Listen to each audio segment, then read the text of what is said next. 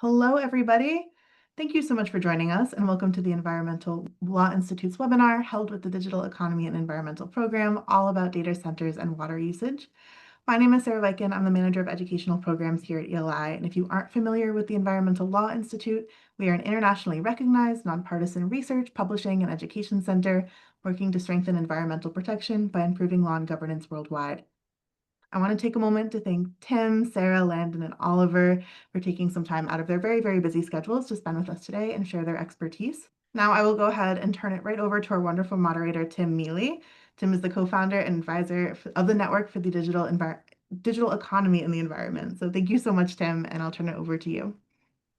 Thank you, Sarah.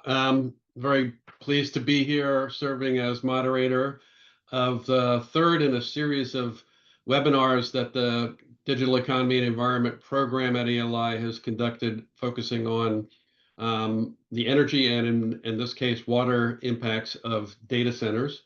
We have three great speakers who will be speaking today. And if you could advance this, there we go. So just a brief word on what the program is, the Digital Economy Environment Program. We're seeking to try to close the gap between research and policy, particularly as it relates to the environmental impacts of the digital economy. And as I've said, we are focusing right now, particularly on the environmental and social environmental impacts of data centers, and this particular webinar on the impacts on water resources as a result of water usage at data centers. So we seek to catalyze research and disseminate that research to improve policy making through high quality research. That's the essence of the mission of the program.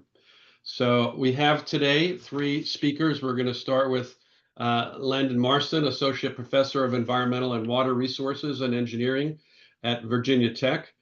Dr. Marston's research aims to provide a deeper understanding of and new solutions to advance sustainable water management, particularly related to the complex ways in which the society manages water through infrastructure, trade, and policy.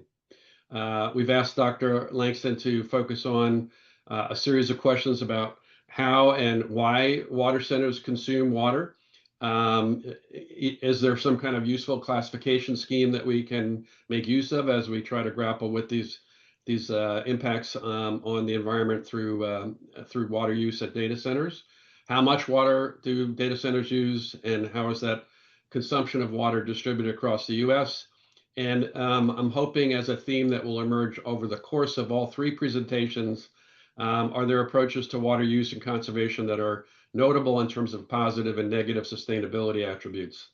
Our second speaker, Oliver Brown, is the California Regional Director of Westwater Research, a consultancy that uses econometric data to advise clients in California and elsewhere on water markets, water supply reliability, and the regional benefits and costs of water resource projects and policies.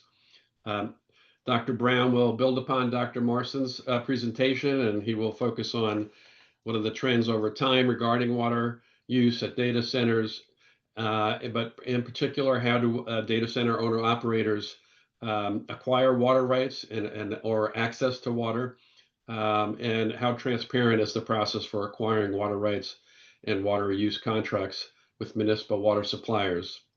And then I'm very excited that we have Sarah Houston, the Executive Director of the Protect Our Aquifer organization, a nonprofit water advocacy organization based in Memphis, Tennessee. And Sarah's going to focus her contribution on the specific case study of how existing and proposed hyperscale data centers that are owned and operated by XAI are impacting the water use of the Memphis aquifer. So we're going to learn a little bit about the mission of POA, as well as the approach that POA is taking to the proposed proposals to reduce the impacts of the water use of the data centers that are being developed or are in existence or are being developed in the Memphis area. So without further ado, we will turn to Dr. Marston to kick us off. So thank you, Landon. All right, thanks, Tim, for the introduction. Let me see if I can advance the slides here. Okay, there we go. So, as Tim's noted, my name is Landon Marston, Associate Professor at Virginia Tech, and I'm going to kick things off today by setting the stage for not only our next two speakers, but also our panel discussion. And for many folks, I assume if you're tuning in today, you're probably well aware what data centers are, but you might not know exactly how much water the data centers use. So I'm going to address that at a national scale, talk about metrics that are commonly used within the industry to evaluate water usage as well as energy usage, and then put this in the context of how water is used across the entire U.S. economy. I think to kick things off in this presentation, I want to look at just how ubiquitous data centers are, because even though they underpin our digital lives, they're often removed from our sight and therefore out of sight, out of mind. And so for this opening slide, this picture on your left is of a data center. This isn't actually a photograph of a data center. This is a picture of a data center generated by ChatGPT, which was done in a data center, and it's presented to you now via Zoom using a data center, and it's stored on a slide deck that I have in Google Drive, which again uses a data center. So just in this opening slide, we've used at least 3 data centers to make this happen. And so again, these data centers underpin our digital lives, both in professional settings like this one, but also in our day-to-day lives through transactions, but also things like Netflix and Apple TV that we consume as well. And these data centers, while they are out of sight and out of mind, they have a very real physical presence. And so looking at this in a global context, the United States is where most data centers are housed. In fact, about 5,500 data centers exist currently within the United States, and this is about half of the global data center population, right? And you can see the next biggest data center player with respect to how many data centers are in a particular country is Germany, which is an order of magnitude smaller than what we see in the United States. And so we're to show this on a map, we would see that different hotspots across the world, particularly in Northern Europe and then in Eastern Asia. But you'll notice a lot of the big dots are represented in the United States. And these dots represent the IT load in gigawatts. And so this is a measurement of power or energy. And this is typically serves as a proxy for the size of the data centers themselves. Now we focus more just in on the United States. A couple of things to highlight here. One is Northern Virginia, in my backyard here at Virginia Tech. This is really what they call Data Center Alley. It houses about 30% or so of US data centers. Some estimates are 50% of these really large, what we call hyperscale data centers globally are located in Virginia. And so we see these clustering of data centers across the country, not only now represented by the blue dots, but also by the orange area as well, which is projections or data centers that are currently in the pipeline. And so you can see Northern Virginia continuing to expand, but you also see orange dots scattered throughout the country where there are currently no data centers present. And so this is both an opportunity for these communities, but also these communities are thinking about what type of stress is this going to place on our local infrastructure? What's this mean for our residents? And so these are things that these communities haven't thought about before. Now, here's the crux, right? This is what you're here for, is to know how exactly do data centers even use water. And so I'm going to borrow a little bit from the carbon footprint literature, talking about how we classify our water usage. And so data centers, the water that happens directly within the data center, we're going to classify as scope 1, meaning that it's going to be the direct water footprint, how much water is actually consumed at the data center itself. But this only represents a small portion of the overall water usage of a data center, because they also use water indirectly through the energy that they consume, and they consume a lot of energy. And the last one is scope 3, which is also indirect, and it's going to be the water throughout the entire supply chain. So let's break each of these down individually and look at them. All right, so for the scope 1, or the direct water footprint, most of the water that's used within a data center is for its cooling technology that it uses. There's a lot of different types of technology. I'm really kind of generalizing here and breaking it down into 2, which is evaporative cooling and air cooling. And so you probably experienced this on a personal level. Like if you've had a laptop in your lap for a long time, you maybe feel it get warm after you've had it in your lap for a couple minutes. And that's because the CPU is generating heat, and that heat's dissipated, in this case, into your lap. But magnify that, multiply that by potentially hundreds of thousands or millions of these CPUs that are in these data centers, and you get a sense of how much heat is being dissipated or needs to be dissipated within these data centers. And the reason it needs to be dissipated is because these servers need to operate at a certain temperature range as well as humidity level. And so these cooling systems can help ensure that the proper temperatures and humidity are achieved within each individual data center. And so these are the two technologies that are primarily used. Evaporative cooling uses a lot more water generally than air cooling, which uses sometimes no water, but often very little water compared to that evaporative cooling system. So this is the primary way that data centers use water on site. But again, this only constitutes a small percentage in most cases of the overall water footprint of data centers. As I noted, data centers use a lot of energy, and that energy requires, in many cases, lots of water. And so particularly when we're thinking about like nuclear and natural gas and coal and hydropower, these can consume or withdraw a lot of water. Solar and wind, not as much. They're very little water consumption, but most of our grid is comprised of again, thermoelectric power, which is going to be like nuclear and coal and natural gas. And so when that data center is using energy or electricity in this case, it's going to also indirectly be using water, right? Because those water withdrawals are required to generate that electricity.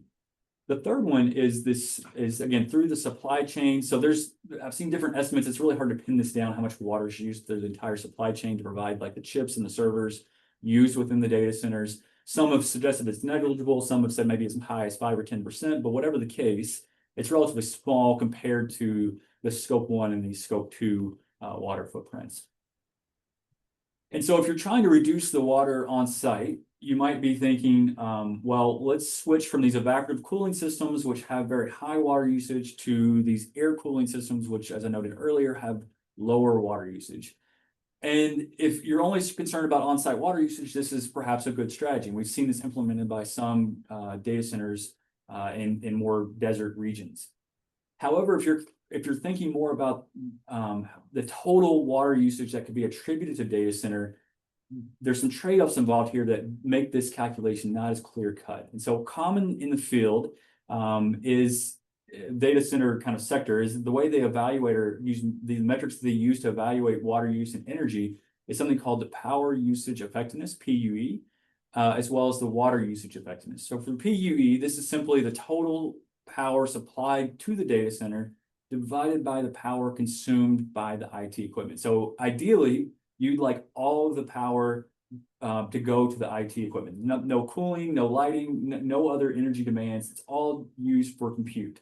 Now, in reality, that obviously doesn't happen, but we want that number to be as close to 1 as possible. Now, for the water usage effectiveness, this is going to be a metric that is the total data center water usage, water consumption, divided by the IT equipment energy consumption. So here, lower is better. This is what we're looking for. So again, these are the common metrics used in the field to evaluate power usage effectiveness and water usage effectiveness.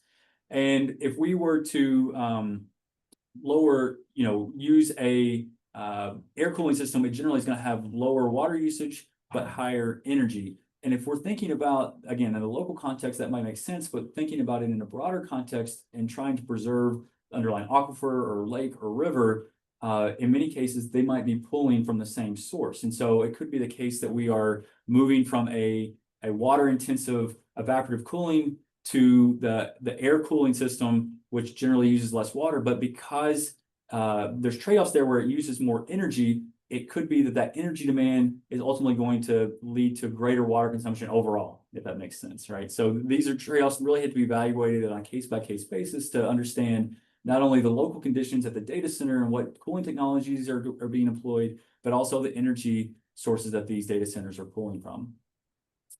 And on-site water consumption has been growing over the last several years and is expected to continue to grow rapidly as we see this expansion of data center development, particularly driven by AI. And a lot of these data centers are moving from these small kind of internal data centers represented by gray, which we've seen for several decades, to more and more what we call hyperscale or co-location centers, which could be the size of a football field or even a small campus. And so these data centers can consume a significant amount of water. And again, we're seeing growth of 200 to 300% expected within the next couple of years. So I get a lot of questions from reporters as well as concerned citizens who contact me asking about the water usage of a data center that might be coming to a particular location. And I think our next two speakers will talk about The water usage is a more local level, but I'd always try to put this within a national context as well, because sometimes there's concern that it might, hasten water scarcity at a basin or aquifer scale, or even a regional or national scale. And I think we need to start by looking at how we use water across the economy. And so this is from the United States Geological Survey, and they show that about 40% of our water withdrawals are for thermoelectric power. What I mentioned earlier, natural gas, coal, nuclear, right? Another around 40%, a little under 40% is for the food we eat, for irrigated agriculture. And then another 12% is for public supply. So this is going to be the water utilities that deliver water to your business or to your house. So all in all, this is about 90% of all water withdrawals within the United States. If we were to look specifically at how much data center water withdrawals represent at a national level, it's going to be less than 0.2%, right? And so this is mostly coming from the public water supply systems. They're going to be relying on the same water utility that delivers water to your house or to your business. But again, at a national scale, it's a relatively minuscule amount of water compared to how we withdraw water for other parts of the economy. So key takeaways here. The majority of data center water usage doesn't actually happen at the data center itself. It's through the electricity generation and the water consumed to produce that energy. The expansion of these really large data centers, these hyperscale data centers, generally rely on more water-intensive cooling systems, which is expected to increase on-site water usage in the near future. Even still, a data center's direct water usage makes up a very small percentage of the national water withdrawals. And what our next two speakers will talk about a bit more, and we'll get on to in our panel discussion, is that even though it makes up a small percentage of national water withdrawals, it can place significant strain on local water sources and infrastructure. Great. Thank you so much, Landon. It was very thorough and very helpful to set the context here. I forgot to mention in my opening remarks that we will have an opportunity for Q&A and discussion at the end. So I'm going to try to keep us moving on time, and I'm going to turn to Oliver Brown next. Thank you.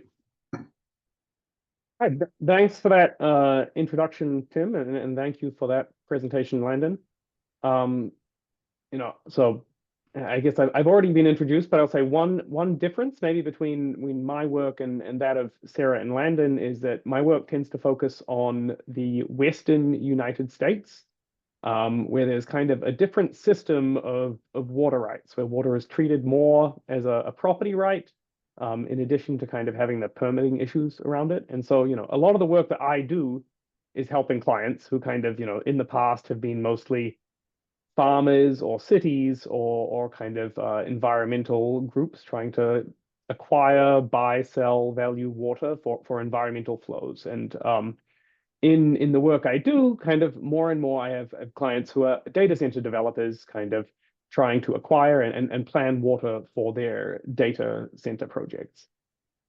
So kind of to continue where Landon picked off a little bit, I want to say, he finished by saying, the total water use is probably relatively small in a national context, but it can have significant local impact. So I just want to take a moment to think about, where do data centers get located? And, from the perspective of a data center developer, what they're worried about when they're choosing a site is partially, being close to their demand. So being able to, send data and information back and forth quickly from wherever it's being used. And then they're looking for an area that has low power costs. The primary cost driver for a data center is how much it costs to acquire all the electricity to run all the computers in there. And affordable land to develop on. And increasingly data centers are choosing to locate in jurisdictions with kind of favorable tax rates and appropriate regulatory incentives. Increasingly, this is leading data centers to be located in water scarce areas. From the perspective of a data center developer, water is not a huge cost on their part. So it's not something that's at front of mind for them, but it is a key consideration in the diligence of choosing a site. If you don't have water available, that can prevent development. It can hold up you building your data center, and it can lead to, as Sarah will speak soon, community opposition to your program. So it's a key. It's not a cost driver, but it's a key diligence consideration. Landon already showed a similar map to this. Again, this is just highlighting, where the large circles are where kind of future proposed data centers are, and kind of the lines on this, the white lines are kind of fiber optic lines to send data back and forth, and then the colored lines are transmission lines to move electricity around. But just to kind of focus a little bit on the Western United States here, the major areas for data center development are the Reno area, the Phoenix area, and in Texas.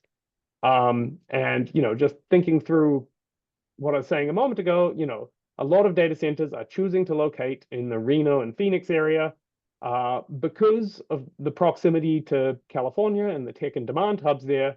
But they're areas which have lower land prices, relatively cheaper power, and kind of a more favorable regulatory environment.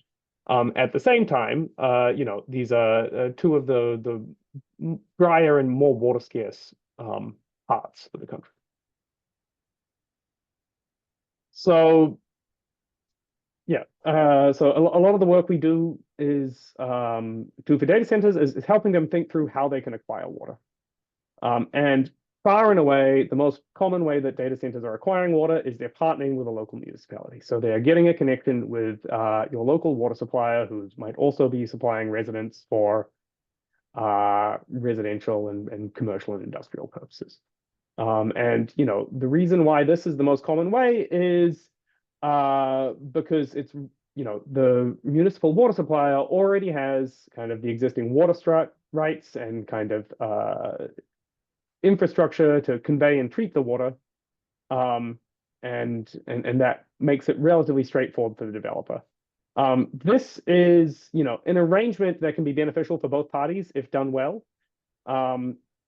But I think it's key for kind of municipal partners in these to think through both pricing, right? The cost of service to a very large data center, which is consuming a large fraction of your water supply, will be very different to the cost of service to your average residential or commercial customer. And I think, as Sarah will talk on, it can also, if there are concerns about the sustainability of the water involved, can lead to local opposition. And so it's kind of critical when partnering with the municipality to get kind of questions around pricing and communications right. We've worked with data center developers who've looked at acquiring more commonly groundwater, but also surface water rights. And the challenge here is that data center developers are often working on a very short timeline. They are looking to get these data centers built yesterday. And that doesn't often comport with kind of the state speed at kind of permitting and approving water supplies. Increasingly, data centers are tapping into recycled water supplies or kind of other treated wastewater supplies to supply the data centers. This can mitigate local impacts. And kind of like the caveat here is that water from a recycled supply and also from a lot of municipal supplies may need additional pretreatment till it's at a quality where the data center can use it. And kind of in between these three processes here, which is kind of what I've seen in my work, there's a whole bunch of hybrid solutions, right? We work with a lot of site developers who compile land, water, and power connections into a package, which again then on sell to a entity that develops data centers. We've seen situations where the developer pays in lieu, so they pay the municipality to acquire and provide the water rights. And we've also worked in situations where the developer has gone out and acquired water rights and then brought that to the municipal partner so that there is water to supply the data center. So, just to talk through, and I'm not going to name any names here, but some specific examples from the work I've done. We had one example where we worked for a city in Oregon, and the city was trying to acquire water rights for a data center for a large tech company who had basically paid the city in lieu. The city ended up acquiring these water rights by purchasing the water off a local golf course. But the challenge here is that the data center had a 24/7 demand for water, and so we had to come up with and the the surface water supply was not kind of all year round reliable. Water was available in the winter, but not the summer. And so we worked with the city to come up with a storage solution which provided a reliable water supply. And kind of that ended up being a kind of a positive outcome all year round, all round. Kind of increased the city's water supply. It increased the city's rate base to help cover the costs of the infrastructure, and it provided a reliable water supply for the tech company. In the Reno area, we have worked for kind of multiple clients on multiple sites, and I think what has been interesting to me there is kind of within a relatively small geography, we have come up with very different solutions to provide water for data center sites. So in some of the sites, it was easiest to go out and acquire well permits to dig and produce water from a local groundwater well. In some of the sites, the partnering with a municipal entity ended up being the solution for water supply. In that specific case, it wasn't even the adjacent city that supplied the water. It was one further away that ended up piping water to the data center site. And we've also kind of worked with a site where the solution was to co-locate with a water treatment plant and use recycled water from that supply. And finally, just kind of to flag the diligence challenge here, we have worked in Texas in a case where a data center developer got a long way through developing the site and all of their water supply options fell through. And kind of because this data center developer didn't engage in diligence early, that ended up leading to significant delays in their project. And so kind of a key lesson there is if you're developing a data center site, you want to start thinking about these issues as soon as possible. So just to kind of summarize, demand for data center cooling is increasing demand for water. And as a result of the siting factors, these are often located in water-stressed regions. The data center developers kind of need to navigate kind of a complex system of water rights, permitting, and utility laws. And the easiest solution for the data centers in these contexts is often a municipal partnership, right? But I think the key challenges that you may trip up on in a municipal partnership is ensuring the terms of that partnership and the cost of serving the data centers kind of can be met in an agreement that's beneficial to both parties, and kind of ensuring transparent communication to garner local support on that project. Okay, and with that, I will turn this over to Sarah. Great. Sarah, if you could be two Sarahs, actually. Sarah, help to bring Sarah online here. And we'll go from kind of the regional scale to local scale.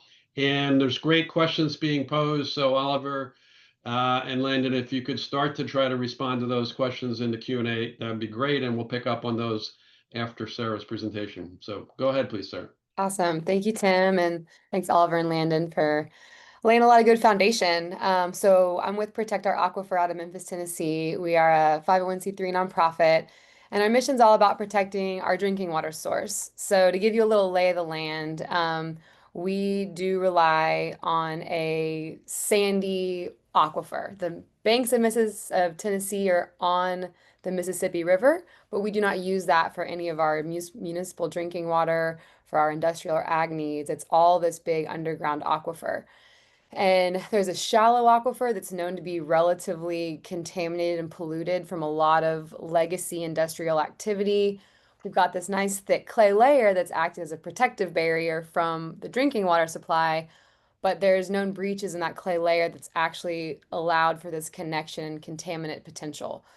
So I give you that background to kind of understand that we've got a really serious overconsumption problem in Tennessee, or in Memphis, West Tennessee area, where we've got significant drawdown of our groundwater, and that's impacting water quality. So there's been studies done where we're trying to get more and more conservation and efficiency, and then now we have this data center boom. And with this aquifer drawdown, that's been a trend for decades. But where we're seeing it really show up is in areas like Southwest Memphis. So you're looking at a map right in the very bottom corner of Tennessee, where you have a heavy industrial area where XAI, I'll talk more about that in a bit, XAI Facility 1 across the street from Tennessee Valley Authority, our electric provider, are clustered in this very heavy industrial area, and they share a drinking water well field with the historic Black neighborhoods of Boxtown and Westwood, Walker Homes, that have dealt with a lot of infrastructure issues over the years, especially in relation to extreme weather events. We've had deep freezes with major water main breaks and boil water notices, where TVA, being reliant on that water infrastructure, has sent water to generate power and then has left these Black communities without access to water for days on end. And so that has been a big issue when it comes to just infrastructure, water infrastructure resiliency, and the long-term contaminant potential. So that's kind of the lay of the land for our water systems. We have riparian water law, so it's tied to the rights of the land. And we do not have any major management authority. So that's one of the goals of Protect Our Aquifer, is to really think about the long-term management strategies that we need to deal with current threats, legacy pollution, but also what's coming in the future. You know, water is becoming more and more valuable. And so we don't have a lot of systems to really go off of.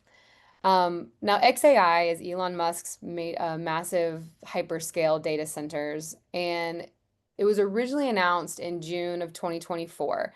And when that original announcement came out, it was 150 megawatt demand and a 1.3 million gallon a day peak water demand.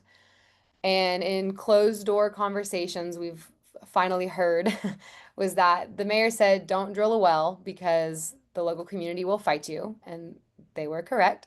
So they decided not to do that. They said you can contract with the utility and purchase water like a regular customer.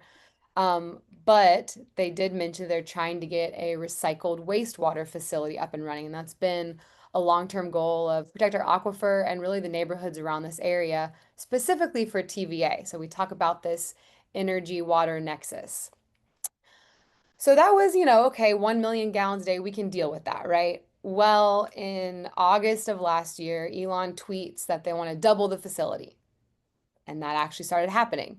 Then in December, our local Chamber of Commerce, who recruited XAI, announces that XAI has the goal to move to 1 million GPU from the current 300,000 goal. So more than triple. And then in March 2025, you see XAI number 2 down here in the bottom. That's right on the Tennessee-Mississippi state borderline. That is where they purchased a new warehouse and are looking to put in another additional 350,000 GPU. And so all this information has been very hard to come by. There's not much transparency. Even our utilities and city and county leaders have been very much lost in the dust and getting information through news media at the same time we are. So trying to kind of get all of this information together, the chamber has pretty much been acting as XAI's PR company.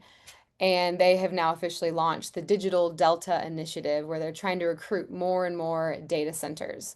And Memphis is now home to 12 data centers. Some are smaller scale, but then we've got these hyperscalers and a couple others that have recently come. And they're trying to attract a lot more. And what we won't get into as much today, but it is that the power demand gap that we are dealing with, where they've, requested 300 megawatts for facility number 1. There's discussions of a whole gigawatt for facility 2.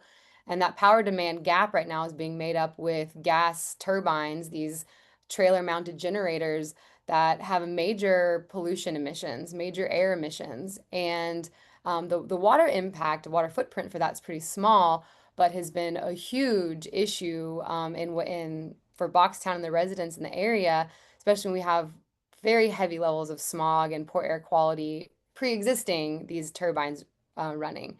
So there's been a lot of resistance to XAI. There's been a lot of student-led organizing against XAI, and it's really been focused on the air quality issue, and that's rightfully so. But I'm gonna spend most of the time, my last 5 minutes or so, talking about the water side of things. And we've got a partial success story and a partial big question mark. But as I mentioned, TVA is our utility's largest water customer and is heavily reliant on our aquifer. So they had a coal plant that was using Mississippi River water, and they've got these big unlined coal ash ponds. And then when they wanted to build this new gas plant, they considered recycled wastewater, which we thought was a great idea. Well, they decide to drill 5 deep wells into the aquifer, and that's actually Protect Our Aquifer's origin story. We formed to challenge these wells with the concern that it would draw down this arsenic and toxic coal ash into the drinking water supply. You fast forward, we won that whole issue, but we realized there's a lot more going on. And I talked about the resiliency and the lack of infrastructure and availability for delivering water to TVA and these Black neighborhoods during these extreme weather events. And so that's how this whole water recycling facility has stayed in the narrative, and the community has been pushing for it for years. And so in this closed room discussion between our mayor and our utility president and Elon's teams, they said, due to the proximity where you're trying to locate the supercomputer, it's literally next door to the city's wastewater treatment plant, and it is across the street from TVA and some other industries in the area. And within a few days of this announcement last year, XAI agreed to build a water reuse facility. And we said, okay, prove it. So it's been really challenging to really understand what's happening, the pace of things, is this a real solution? And, you fast forward to today, and they're making very real strides to do this. And so where we are right now is XAI has purchased land from the city that was owned for the wastewater plant to build this facility. So this would be privately financed, privately owned, taking our wastewater effluent already treated, cleaning it up more, and sending it to themselves and the surrounding areas. But right now, they're currently relying on a closed loop chiller system. So this was part of our trying to figure out what's going on back last year. This YouTube video was posted of a tour of the XAI site, and we got to see, the interior where they're doing this direct cooling through this image you see on the right. And then you can see how large the water infrastructure is inside of this facility. So lots of capacity for lots of water use. In our recent FOIA requests, we've seen they're averaging about 15,000 gallons of water a day at this first facility, which is not that much. But the expected demand is to go up a lot more when they move to evaporative cooling. And this direct cooling system last month, being a summer month, is actually closer to 170,000 gallons of water a day. And we're in the heat dome right now, so I'm assuming those numbers are staying pretty steady this summer. So where we are today is the state has received and completed the operating permit for this water reuse facility. And what has been proposed is 13 million gallons of treatment capacity. Some of that, up to 5 million gallons a day, would go to XAI Facility 1, one of the steel mill neighbors, to help supplement their current aquifer use. And then TVA has signed a letter of intent to use the facility, and their water demand on the highest day is 7 million gallons of water. So they're building this facility to meet the highest demand from all of these.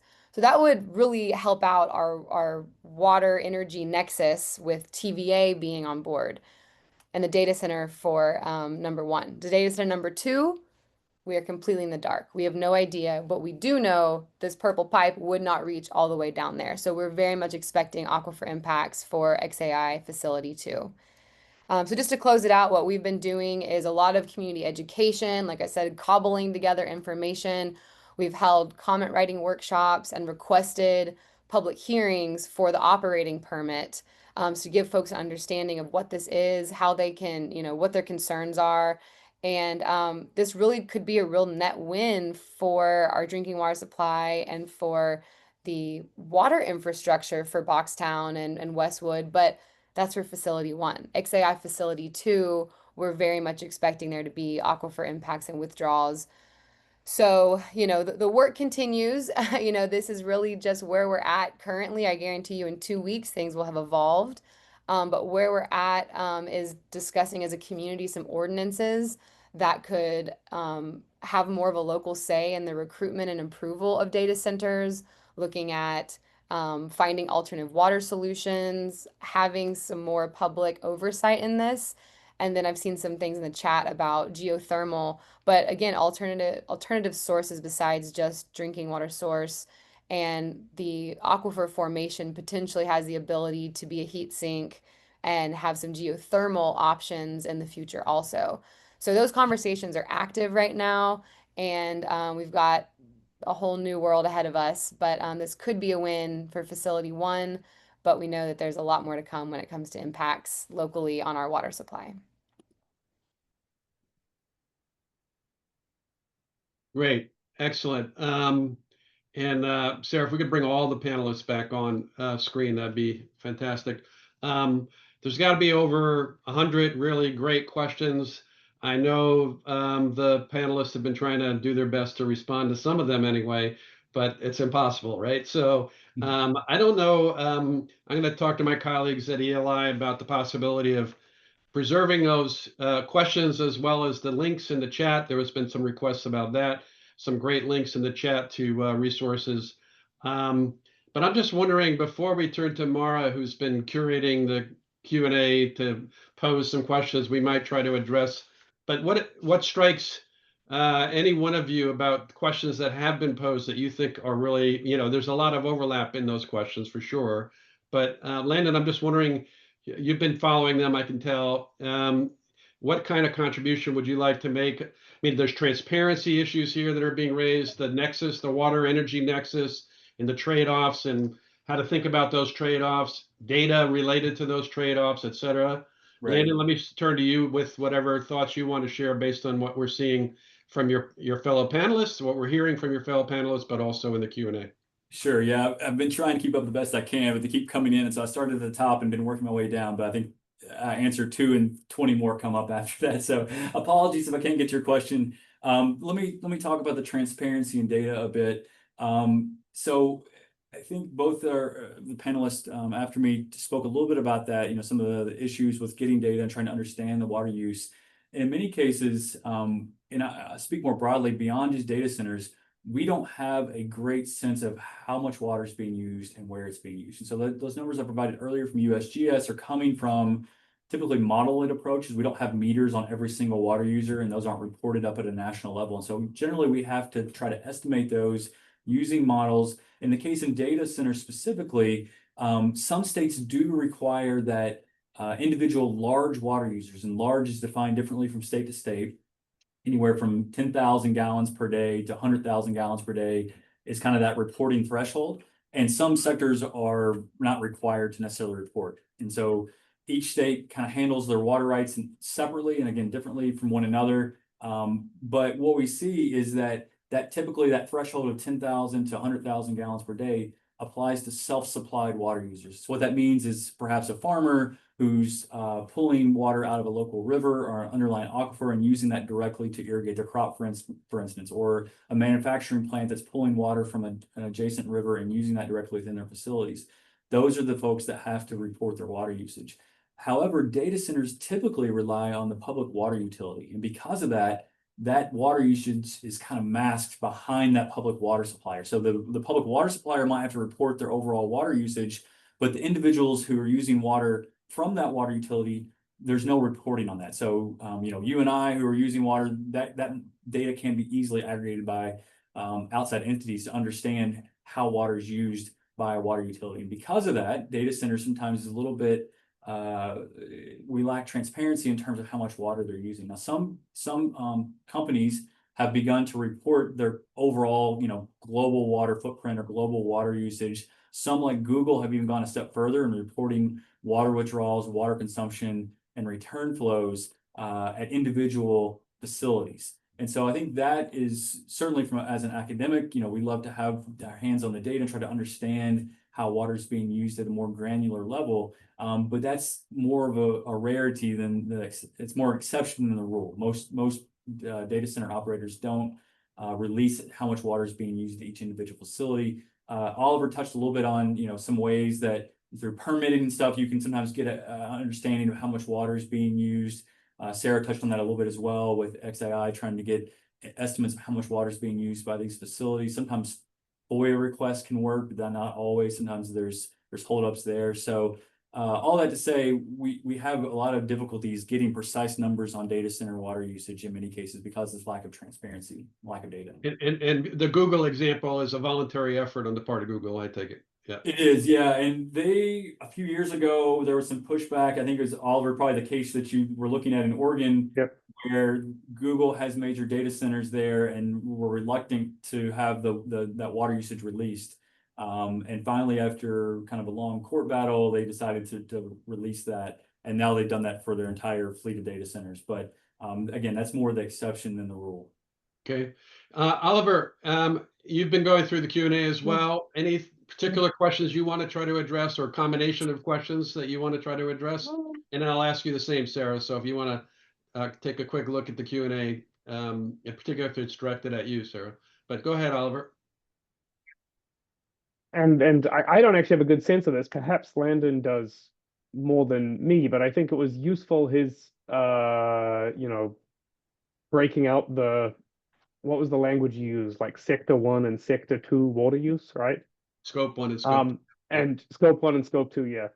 And my sense, and I don't know if this is true, I look at Landon, is that probably the water use for the energy production might be, or certainly the water withdrawal for the energy production might be much larger than in for the data center use themselves. And so it is beyond the scope of my work, but the question of where are we getting the power, and where are these power plants getting the water is a key one for this.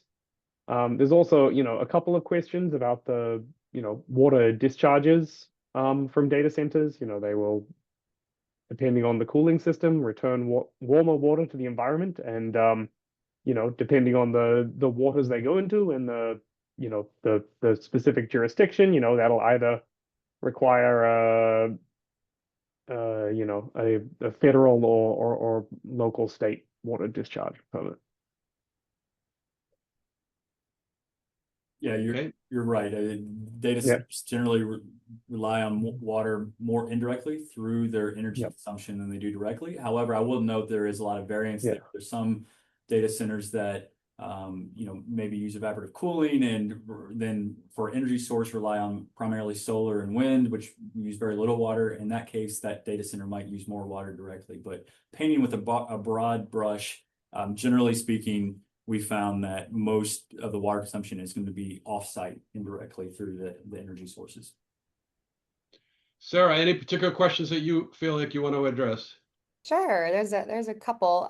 One I'll just mention quickly, questions about why some FOIA requests are being denied in relation to proposed data centers and trade secrets is kind of the reason. From our understanding, whenever there's these business deals that are still under code names and things like that, they will keep that as proprietary information until it's announced. And so that has been a source of frustration for a lot of advocacy groups and even elected officials. And so I think that that's, part of this data center conversation is how much of this recruitment is business development, economic development, but how can it be brought into a broader context when you have such a heavy water and energy and land demand that is going to impact the whole community. And so that's to answer Jennifer Briseda. That's my understanding of why that FOIA was probably denied. It's still under code name and not official. And then kind of some of the questions I've seen in relation to local policies or how do we stop AI infrastructure. I think we as a country are at a very interesting crossroads right now where, like Landon explained, we all are using data centers literally every day. But there's also a lot of data centers that are coming and companies coming that they're trying to do business to business sales, and they're trying to build this business model of why we all need data centers so much more. And I think that I think resistance to that is okay. There's a balance that we're going to have to strike, because there's no way we're going to be able to power and cool the scale at which this industry is growing. And so local resistance or smarter planning and placement, I think, is very needed and real. So locally here, there's a lot of conversations of what that can look like. But I think co-location to wastewater treatment plants should be like step one requirement. Like, you need to invest in alternative sources if you absolutely need this data center. And then from a broader perspective, the Chamber of Commerce needs to be working closely with the elected leaders in their community to understand, like, what are the potential risks of recruiting this type of industry if you're really just thinking tax revenue, tax revenue. Is that really going to be beneficial in the way that you think? Okay, I'm going to pose one question for all of you, and then Mara, if I'll ask you to come on screen and see if you can curate a couple of the questions or from the Q&A. But the question I'll pose, it's a little bit of a modification of something we've talked about in our preparations here, which is, is there an approach to the water energy nexus here? Is there some kind of categorization scheme that you have in your mind that kind of distinguishes between approaches to the water and energy nexus of data centers that is positive on the sustainability side and negative? Is there some way to think about this in a way that can create a kind of heuristic for people as they go about trying to understand these impacts and engage with their local and state and federal decision makers? Landon, any thoughts you have about, I know your research focuses on sustainability, so it's a fairly broad question I'm asking, but have you thought about any kind of categorization schemes to get a handle on this? Yeah, I think just maybe not categorization themes, but just thinking more broadly about how we can bring about these data centers into the economy without necessarily putting a lot of strain on our existing infrastructure, and sustainability at a local level with respect to aquifers and rivers. And so I think there, a couple things could be done. So one is just these continued technological improvements that we've seen in data centers over the last 15 to 20 years.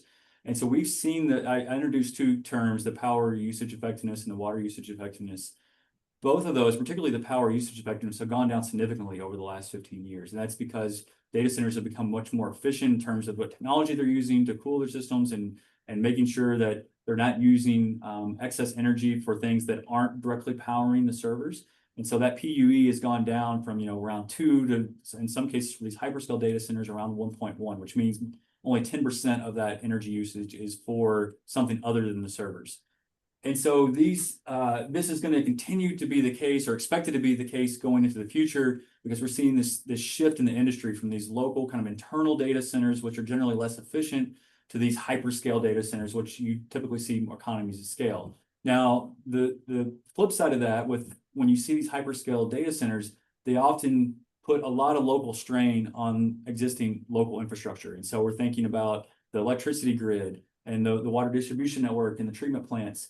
And so I really like kind of what Sarah was talking about with XAI. Like, that's one way that this could be operated, where you basically strategically site the data center in a location that would put minimal strain on the infrastructure. So in this case, putting it immediately adjacent to the wastewater treatment plant, who could then treat the water and not need to rely on additional mains and storage tanks and things like that are very costly. Water infrastructure is extremely costly to build out and can lead to potential stranded assets if data centers pick up and leave, right? And so by minimizing those additional infrastructure, it can potentially not only reduce the cost for the utility and perhaps the data center who might be footing the bill for some of these things, but it can also ensure that these resources are used more efficiently and effectively.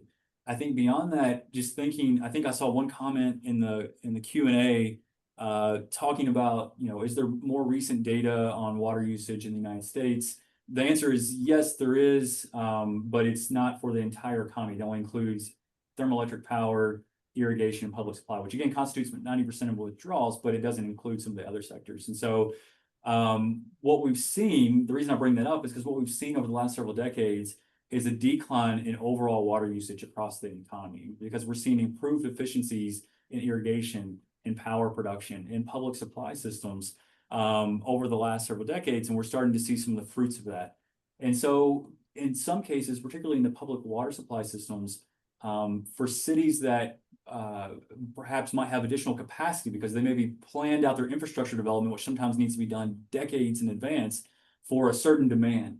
And because these efficiencies have happened throughout the system, that demand is much lower than they've expected. And so they have that additional capacity now to accommodate these large water users, and it could potentially end up, if done correctly, could potentially lower the cost across the customer base, because the primary cost of water delivery of water is not the water itself, but it's the delivery. It's all the fixed cost of all the infrastructure.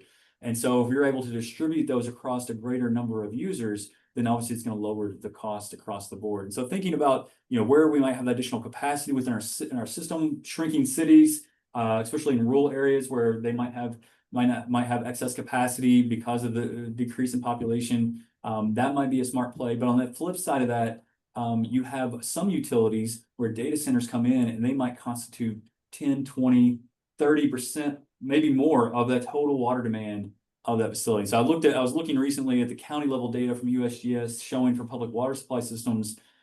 And Sarah, what was it, a million gallons per day that XAI was using, or was it 5 million? 5 million is their new demand. 5 million, yeah. So that water demand for that one facility is larger than about 70% of all US counties' public supply water demand, right? So in those cases, when you're looking at these, and sometimes rural areas, which is often kind of in the outskirts of these major cities, is where a lot of these data centers will to be developed, that could constitute a significant portion of that city's water supply. And that's, again, going to strain current assets that they might have, and many water utilities across the nation are facing increasing breaks in their mains and deferred maintenance, and so it's really increasing cost across the board.